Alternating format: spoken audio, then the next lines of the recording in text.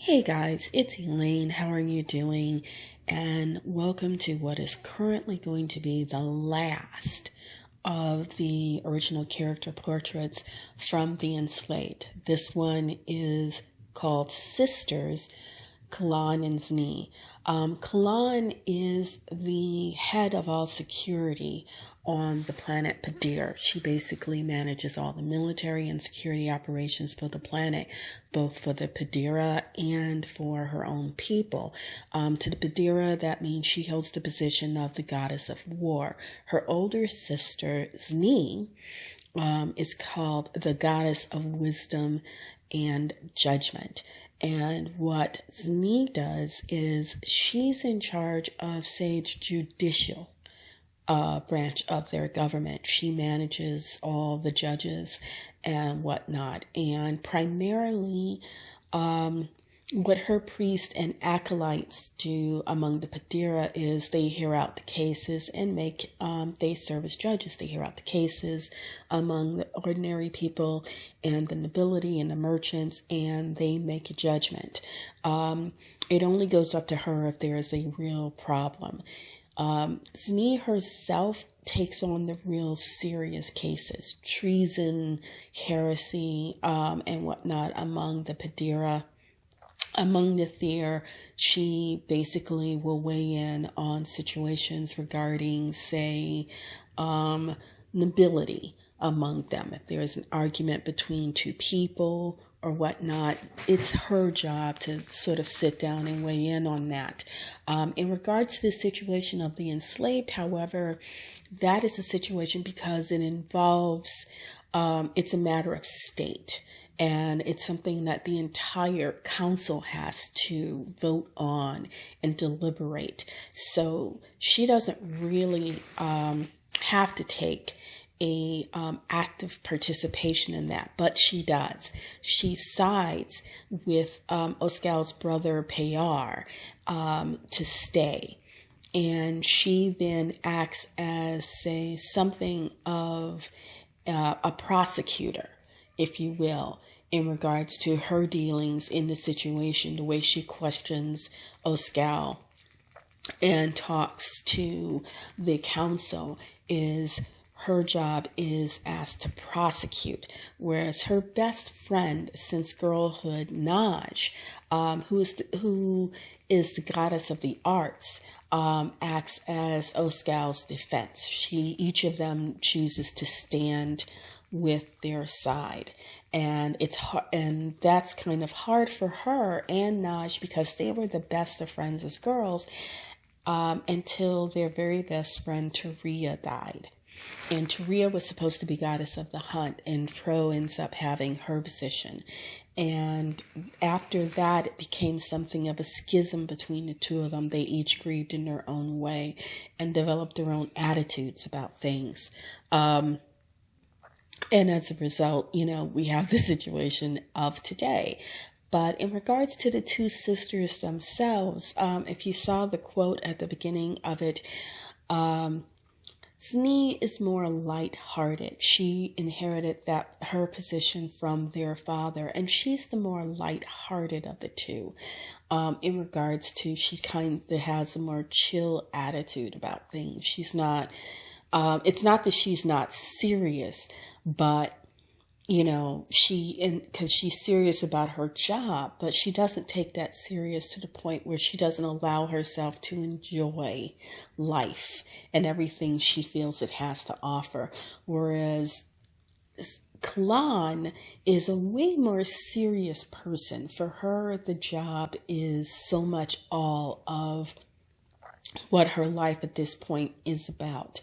She takes her position seriously, and part of that is because of the backstory that I didn't put in the book because when I was working on the book and thinking about the sister's backstory, there was no way to put it in without bringing the story itself, the main story, to a screeching halt. And saying, oh, now we're going to stop and talk about these sisters. It just didn't. There's no way I could do it with work. But their backstory is they're the remaining two of four siblings, two brothers, two sisters.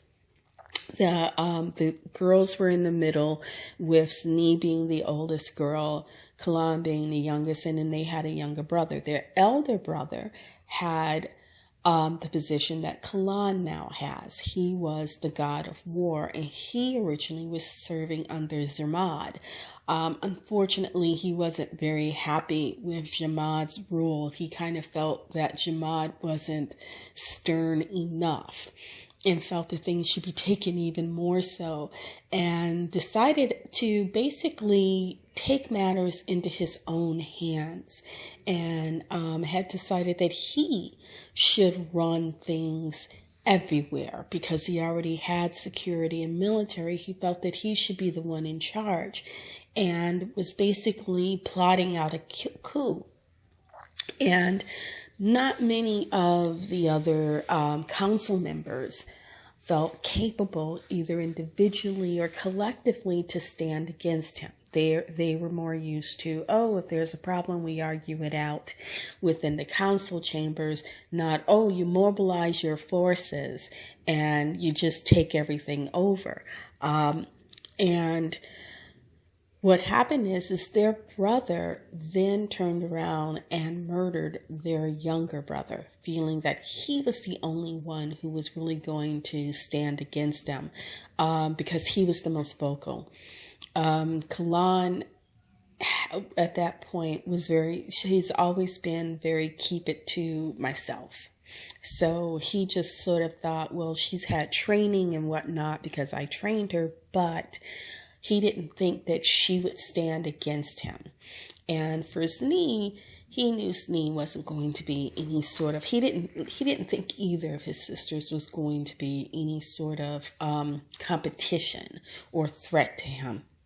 Snee at that point had already been in line to take over their father's position, and their brother had taken his position from their aunt.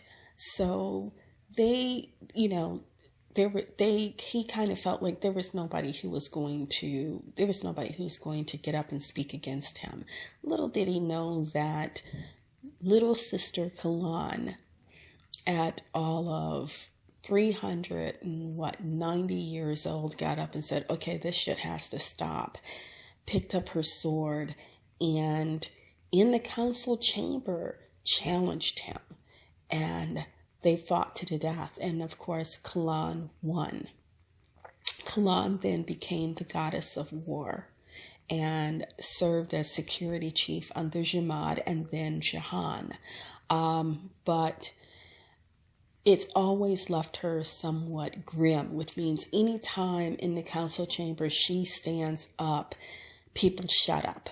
She stands up and starts unsheathing her sword. Everybody sort of sits down and cowers because they realize if she unsheaths her sword, somebody may very well lose a head. Because they know she doesn't play that. She walked into the council chamber and slew her own elder brother. And so that has always it's gained her respect, because there is an understanding that she's a staunch believer in the rule of law and how things are done. And it's not that she serves the ruler, or that she serves the throne, I guess would be the best way to describe her. And she serves the throne in what she thinks is the best way to do it. But as she says, when her second regime starts talking about all the things that are going on and says, what are you going to do? And she says, for now, I'm just going to wait. I'm going to watch and wait, which of course scares him, because it's like, oh God, last time you watched and wait, you ended up having to kill your own brother. And which is a huge sacrifice. And then later on in the book, she ends up having to make another big sacrifice. Both the sisters, I will say without too much spoilers, both the sisters have a sort of sacrifice that each of them has to make towards the end of the book. But that being said, these are two women who care about each other. They do. Kalan loves her older sister. She just wishes her older sister wouldn't be quite so much of a free spirit, because Nee also is having an affair. It begins having an affair with Payar, who is having an affair with everybody. And she doesn't care. It's like she's getting what she's getting out of the situation, and that's all she cares about. So if he wants to screw his high priestess, she doesn't care. If he wants to screw his cousin, she doesn't care. In fact, she ends up going to bed with his cousin at one point. So, for Znee, it's like, oh, you know what? I'm not working right now. I'm on Znee time, and when I'm on Znee time, that means I'm having fun.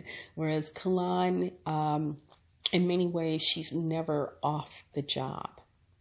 And it was really interesting writing them. And it was fun because they are so contrasting, these two sisters. Well, in some ways, they're very alike. They are very seriously trained in the martial arts. Znee, while she is not a warrior per se, she's not a lightweight either. If she had to hold her own in the fight, believe me, whoever would decide to come up against her is not likely to easily walk away from that.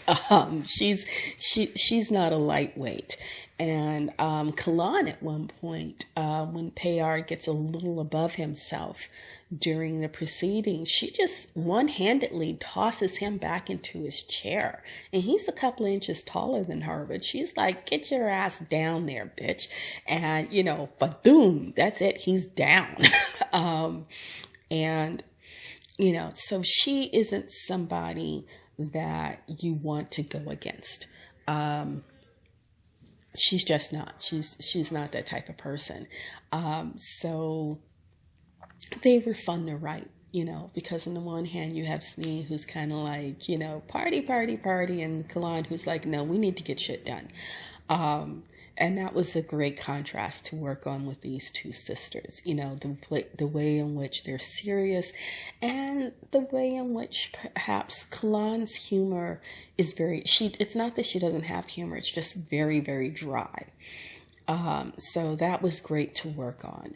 And that's all I'm going to say for this time. Part 2 will be coming up next week. I also want to say that after consideration going over the cost, I will not be at, it looks like I'm not going to be at C2E2 next year, but what we are planning is going to WakandaCon next year because it's a bit more affordable for having a solo space for myself, whereas C2E2 would cost me, over $4,000 to do. WakandaCon will cost me considerably less, maybe half that or even a little less than that, depending on what I have, what printing I need to have done, and how many people I need to hire to work the tables with me and get things, getting things back and forth. Luckily, I'm in Chicago. WakandaCon is in Chicago, at least this WakandaCon is, and I can get there from South Shore to McCormick Place via the Metro, which is really great. There's a stop not too far from my house that actually will take me to the right to McCormick Place, which will make transporting all the stuff that I'll need to take with me for the day of the event to set up and then breaking it all down the 2 days after a lot easier. But other than that, I will see you in the next video. Take care of yourselves. Cat and Peaches, girl, Chicago misses you. I miss you too. Take care of yourselves, guys. Take care of the people that you love. Be careful out there. Okay? Bye-bye. Smooches.